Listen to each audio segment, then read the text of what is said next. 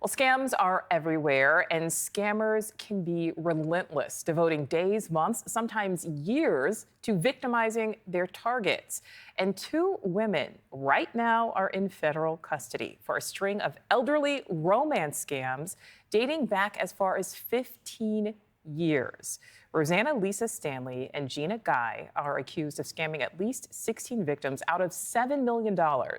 Investigators say they met their victims online and in person before coming up with elaborate reasons for needing money. So things like needing money for a kidney or liver transplant, needing cash for a new business venture.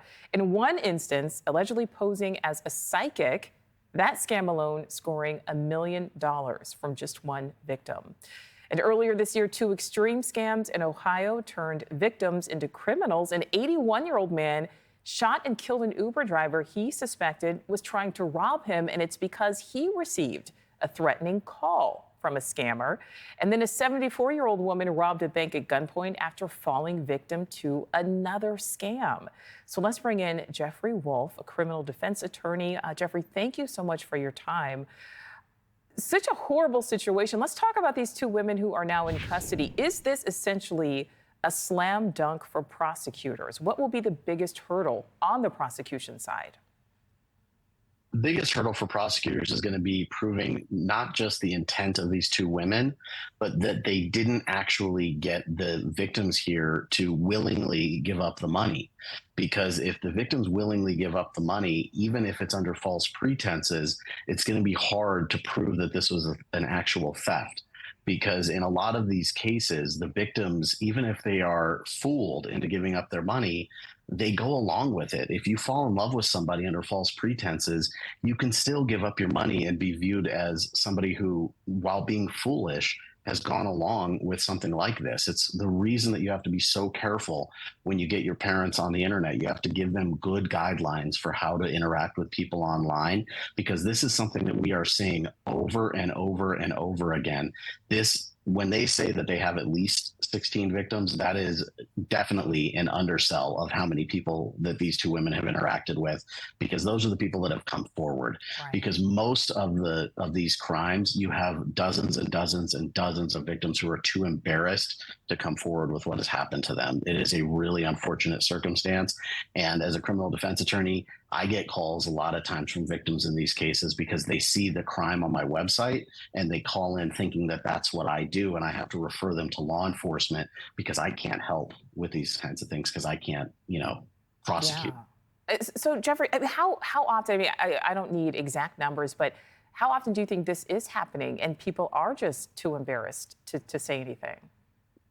Every day, from what I can gather, because I'm getting calls like this multiple times a week where people are getting scammed in multiple ways. It's not only just money.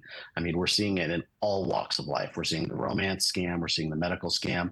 We're seeing a lot of people getting calls that their loved one is in jail and they need to give money to get them out. People are impersonating public defenders. They're impersonating jail staff.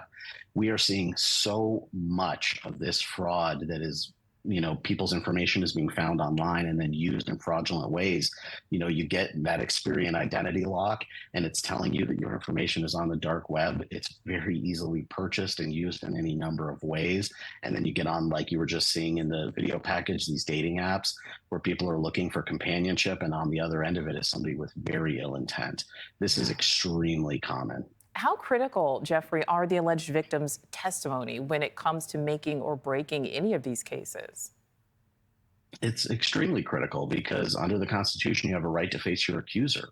So if the person doesn't come forward with the crime, number one, law enforcement's not going to know about it. But if they don't stand fast and actually come forward and testify in trial, it's not going to be able to move forward for actual prosecution. So if you don't actually, number one, report it, and then number two, stay in touch with the prosecution and be willing to testify at a trial, they're not going to be able to move forward with the prosecution either through some sort of plea bargain with the defense or actually a trial if they decide to fight it all the way through the trial. So if you don't stay in touch with the prosecution and actually prosecute this, it's going to go away.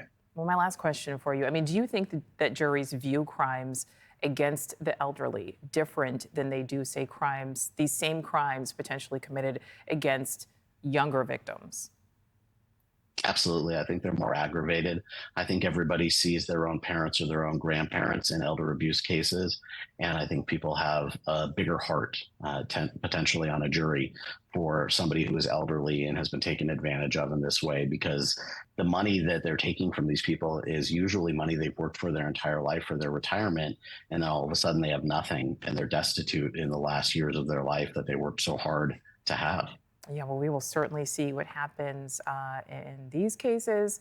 Criminal defense attorney Jeffrey Wolf, thank you so much.